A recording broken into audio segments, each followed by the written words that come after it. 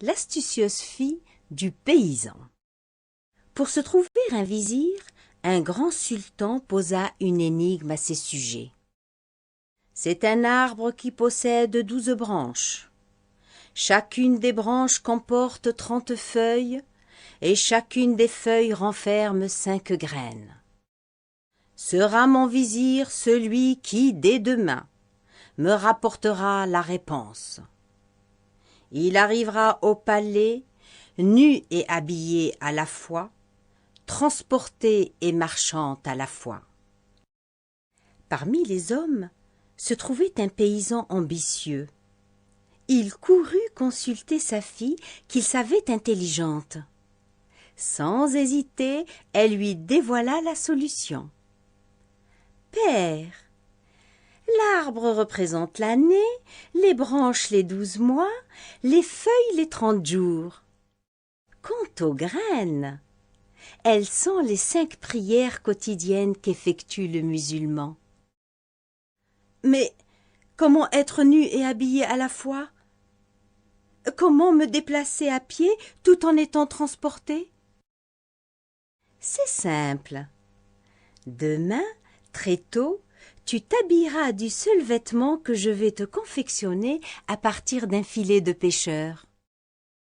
Tu seras donc à la fois habillé et nu. Ensuite, tu n'auras qu'à monter sur notre jeune baudet. Comme tu as de longues jambes, elles toucheront le sol. Tu seras donc à pied et à dos d'âne. À l'aube, le paysan triompha et le sultan qui apprécia son intelligence en fit son vizir. Ainsi, le nouveau vizir gouverna grâce à l'aide discrète de sa fille. Mais, avec le temps, le sultan, qui était un homme d'esprit, eut un doute à son sujet. Un jour, il l'interrogea. « Voilà un moment que je t'observe. Tes solutions, bien qu'efficaces, ne me semblent pas être le fruit d'une intelligence masculine. Éclaire-moi par la vérité et tu seras pardonné. Si je découvre que tu m'as menti, je te ferai couper la tête. » Le vizir, confus, avoua. « Sire, je vous demande pardon. C'est ma fille unique qui me conseille. » Le monarque, qui n'avait pas trouvé la femme de ses rêves, lui pardonna et lui demanda la main de sa fille. Cette dernière accepta. Mais le sultan exigea d'elle de ne jamais intervenir dans les affaires du royaume sans y être invitée. Elle en fit serment. Le temps s'écoula dans l'harmonie et le respect des convenances, jusqu'au jour où un verdict injuste rendu par le sultan suscita le courroux de la jeune femme. Un pauvre paysan se trouva dépossédé de son ânon par un riche marchand qui prétendait que cet ânon était né de sa mule. Or, le sultan avait donné raison au marchand, bien que chacun sût que les mules sont stériles. Le paysan débouté, l'air attristé, quittait le palais quand la sultane l'interpella de sa fenêtre.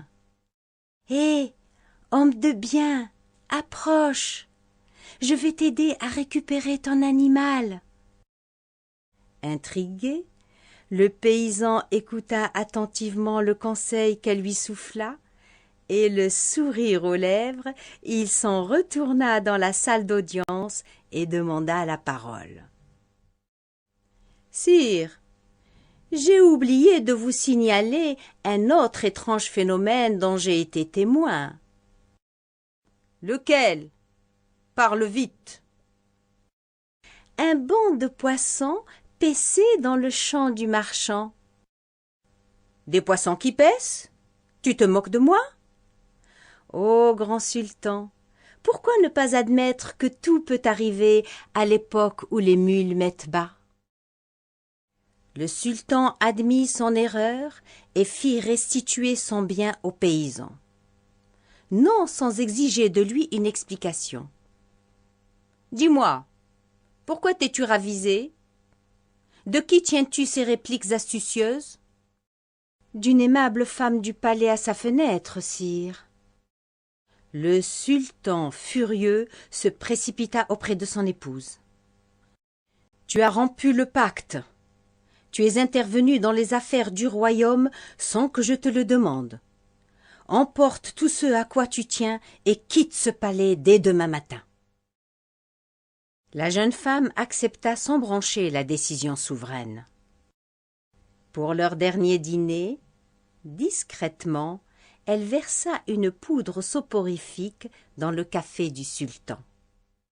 Dès qu'il sombra dans un sommeil profond, elle l'enferma dans un coffre et l'emporta avec elle. Le lendemain, lorsque le sultan ouvrit les yeux, il fulmina. « Que fais-tu encore à mes côtés?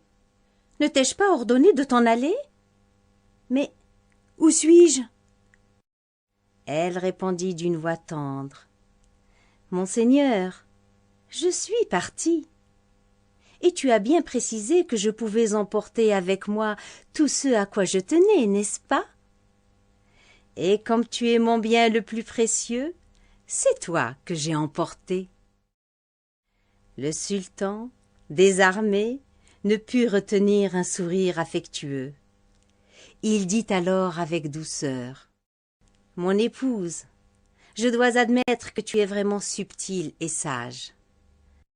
Je te décharge désormais de ton serment, car tes conseils me sont les plus précieux. Retournons chez nous, à présent. Mon histoire a suivi le cours de la rivière, et moi je suis restée avec les seigneurs.